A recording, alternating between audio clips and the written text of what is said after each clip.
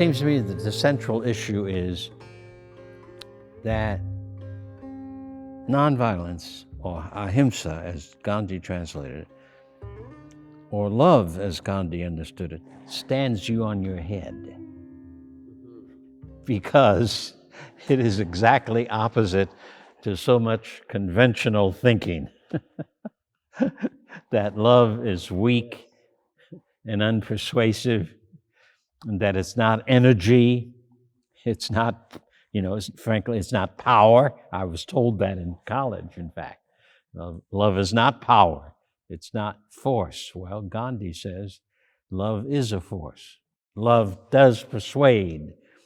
And Gandhi, of course, insists that when love organizes a campaign, your campaign becomes a powerful moment of energy that impacts the wrong agenda wherever you are, impacts the opponents of change, whether they like it or not. It's like the current discussion on the Black Lives Matters campaigns around our country. The people who say it causes violence. And Gandhi thought that, yes, love in a unloving society and in an unloving scene, small or large, does act as though it's like a sword, to use Jesus's element. It does act like you're not being peaceable. You're really you're really showing a lot of animosity. You're not being peaceful. Why can't you take this racism gently? But when you move against it, you are obviously, when you speak against it and move against it, you're obviously challenging it in a fashion that threatens its existence. And so nonviolence in and of itself doesn't need the word militant in front of it. Oh, I'm more liberal, I'm more progressive than you. That's all nonsense. The problem with nonviolence is, from my point of view, it makes a demand of us that we really change our ways of behaving and our ways of thinking. And we see patriotism even in another way. We don't see it. We don't see patriotism as the high honor that the police carry out in their daily service, or that my own brother, who was killed in an Air Force crash on his way to Korea, we don't see that as the greatest sacrifice. We see human sacrifice from a much more in-depth analysis of our situation. Jesus is more of an example of it. Gandhi is more an example of it. And Eleanor Roosevelt is far more an example of sacrificial living. I mean, she was a pioneer in the White House on issues of war, racism, women's rights, women's equality, on getting rid of poverty and inequity. She even in World War II, where she was her husband's ears and voice very often, she didn't see war as a glamorous romantic affair. She saw it as a mean, dirty affair. And of course, the patriotism we are hearing about from Trump and Biden in different ways is wrong. Dwight Eisenhower came away from World War II saying war is hell. So, I mean, if war is hell, how do you expect to create heaven out of hell? Or with hell? It can't happen. And that's a cardinal principle of the Buddha and Gandhi and Jesus and Martin Luther King Jr., that you cannot overcome the wrong by imitating the wrong in thought or in practice. Or as our Jewish Christian Bible writes again and again, you cannot overcome evil with evil. Evil can only be recharged and transformed with good. And Gandhi says that law is, of course, the law of electricity in social relations. It is as accurate as the laws of electricity or the laws of gravity. That just as we have learned to fly because we followed the laws of gravity, we can learn to create an unimaginable world through following the laws of love. And as I read in the media and read books and watch some commentaries on the television, I know that's all impossible. They're offering us a conventional wisdom that cannot work, has not worked, will not work. The present moment in the United States must either move towards nonviolence or we will destroy ourselves.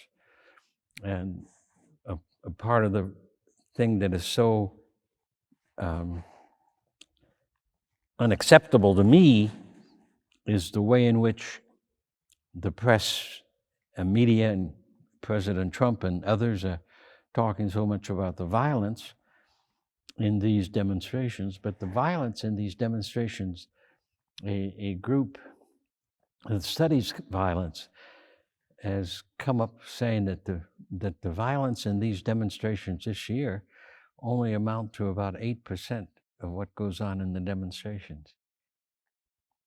I can't think of the name of the group, but I've just read the article from the Washington Post a couple of days ago and have not yet really studied as carefully as I want to. But the discussion of the violence is all mistaken, because whatever violence going on, it comes out of our society. It is our culture that is probably the most violent culture known to human history.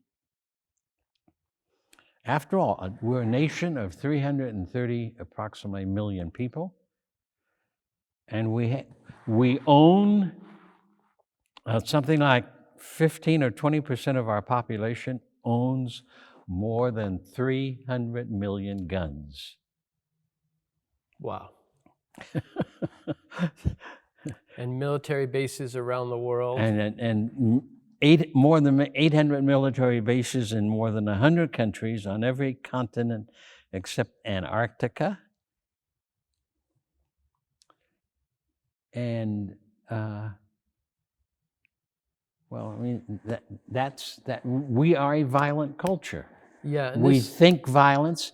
The Americans who own the guns and the Americans who are carrying guns, and I've discovered to my great horror that at least one demonstration located in Louisville, Kentucky, has had black men carrying guns, black young people carrying guns. To my horror.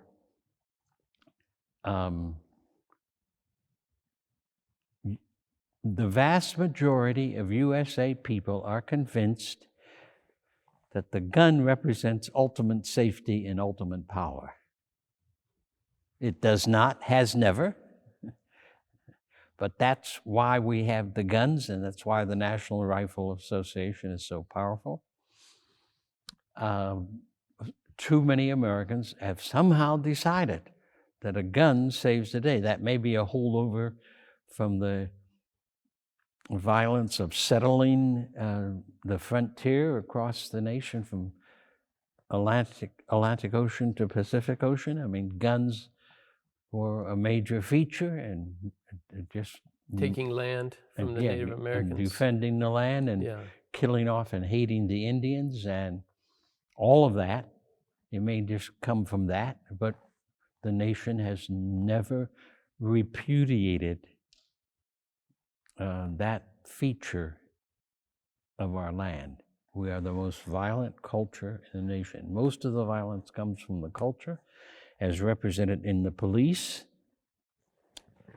and the young white men who are doing most of the violence through Antifa and through the anarchist groups. in Portland, as an example, Seattle. They've been there for a very long time.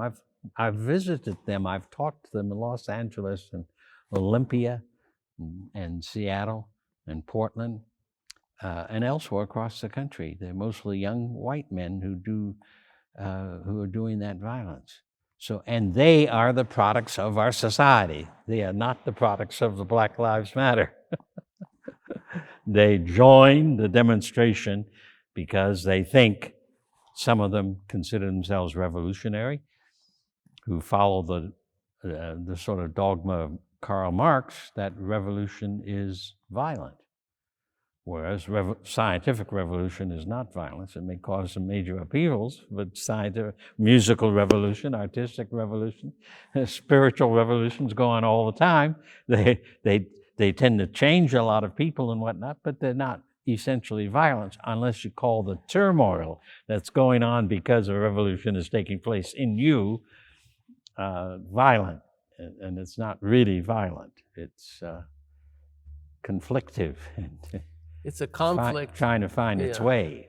It's a conflict which is driven from a higher purpose to Yes. transform instead of annihilate. And it's coming from the higher purpose that is lodged in you.